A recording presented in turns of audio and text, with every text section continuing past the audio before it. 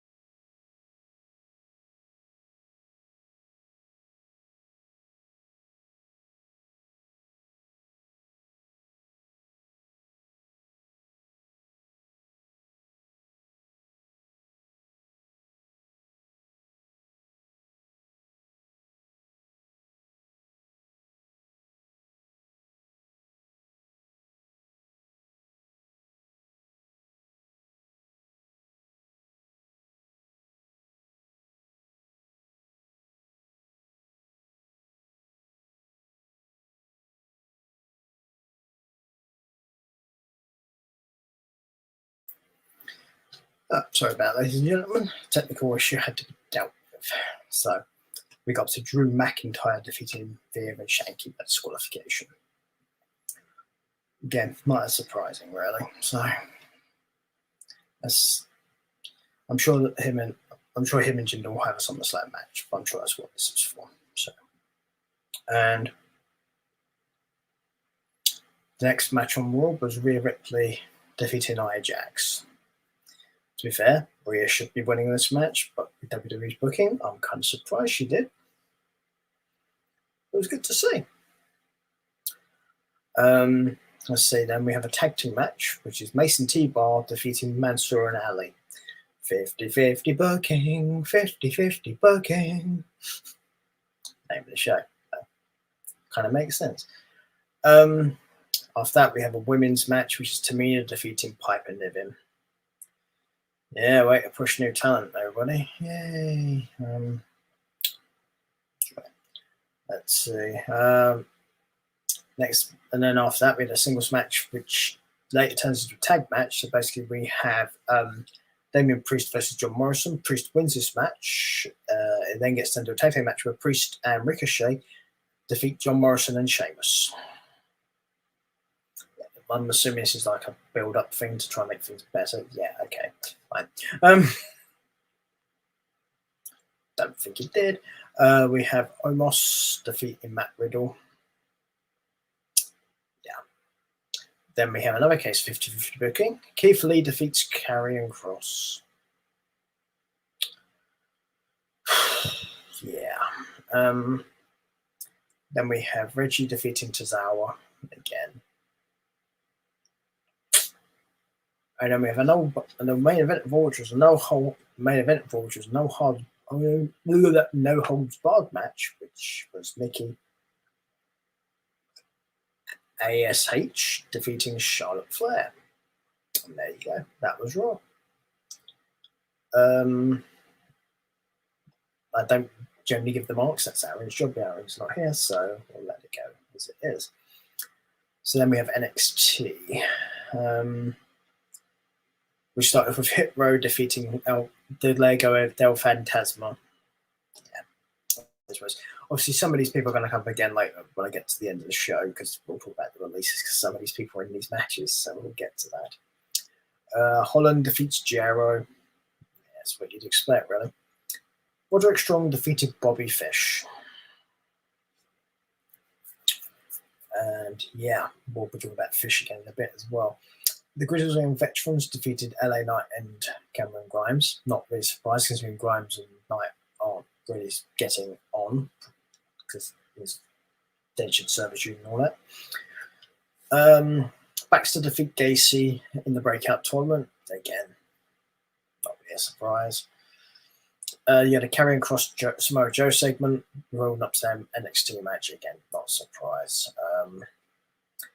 Then we had the Lover or Loser match, which was Johnny Gargano versus Dexter Lumis.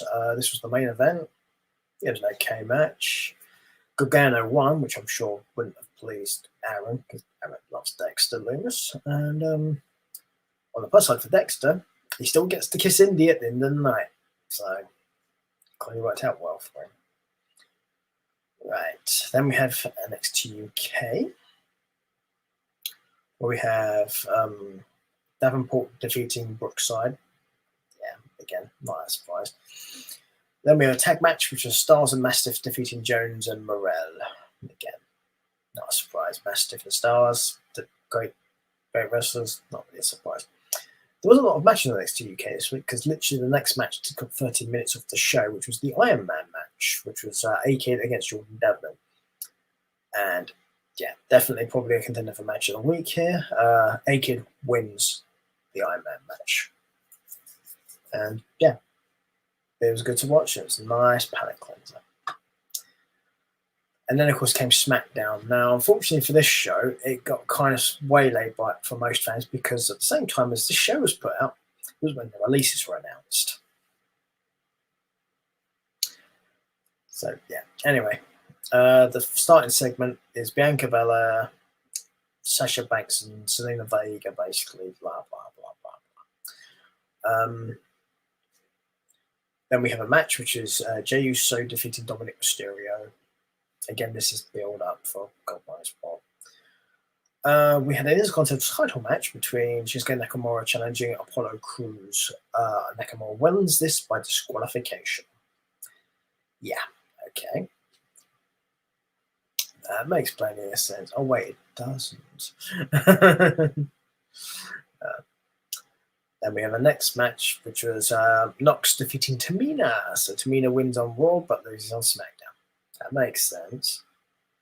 But at least they are sort of giving NXT called up a bit of a push here, because Nox, or Tegan Nox, is therefore more familiar with on this match.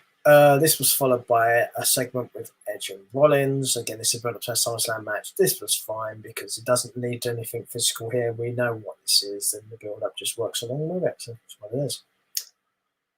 And the main event SmackDown was Finn Balor against Corbin. Balor wins this. Basically, this ends up in a beatdown by Reigns and the Usos onto Balor. And that was the end of SmackDown, really. And yeah, I'm being quick here because I don't have a lot of time this evening as well. Plus, with Aaron not being here, I don't really want to drag out for you guys either, because there's no point in me just waffling endlessly about this stuff when. So yes, the main thing to talk about is what I'm about to talk about now, and that is the releases of the NXT talent. Right, we'll go in order as to how I found out who was released. With Desmond Troy, Stephon Smith, Giant Zangier, Asher Hale, who has actually been on TV and in a few matches. That was kind of surprising. Zachariah Smith, who sounds like a Harry Potter character. Kona Reeves, which again, another person we've seen occasionally, but not really on TV a lot. Jake Atlas, which is a surprising one considering some of the stories that have been going around about Jake Atlas lately, about how he got into WWE and so on. So. Ari Sterling is the next one on the list. Again, he's been on TV a few times and done very well for himself. Now, here's the fun one. The next 5 people, all fairly high profile, if you want to call that, and 4 of them are involved in storylines and stuff at the moment. I'll start with the one who wasn't, which is Leon Ruff, and that's the former North American champion, Leon Ruff, by the way. And yeah, he was released. He's gone. And then the Diamond Mine's Tyler Rust. Yeah, that's how to build a faction. Can one of the members? Ooh. Then we have Bronson Reed, the former North American champion, who was in dark matches for Raw and SmackDown before this. And yeah, the consequence of which is he's been released. So, yeah. We have 2 left to go. We'll go with Mercedes Martinez. And I don't know how you'd let her go. Even if you don't want to have a wrestle, have her as a coach. It makes no sense whatsoever. Only thing I personally can think of, but I don't know if this is why she was released, is she did turn down Retribution. Now, whether that's a long-term memory thing, no idea. But we'll see. Again, a lot of these things apparently are still budget cuts, which is what's been given for all the releases. I'm not sure I'll buy that, but, you know, I don't know. And, of course, the last of the list we have is Bobby Fish. And those of you who know your NXT wrestlers know Bobby Fish, former Undisputed Era, one half of Green Dragon. Yeah. How you can't anything for Bobby Fish, I've got no idea. Some of these people are going to have no trouble finding other work, I guarantee. Also, them being NXT releases, their non-competes are 30 days only. So they can get turned around much quicker. And there's a lot of organizations out there at the moment looking for talent. So any of these people can end up at any of them. And nobody will mind. Be some great gets for some people here. So, yeah, it was kind of depressing though, hearing that, because I got to watch SmackDown. I got the releases first, so I was like, I don't really want to watch this. Because the timing to me is a big question. Is why would you do this during a live programming area of SmackDown? It was a bit bizarre. we go. We'll see what they want to do, but a lot of people seem to think this is still a budget cut thing. Again, a lot of people seem to think this might be because they're trying to look profitable, possibly for potential. So I don't know. I'm not an analyst, but I do understand these things happen when people are trying to sell, as they try to shore up their assets and make them look more profitable than possibly they would be normally by cutting costs. So I don't know. But anyway, that's pretty much what it is for this. So yeah. So that is pretty much this week's stuff, really, as far as WWE goes. So yeah, thank you very much, people, and I'm going to let you all go. So bye-bye.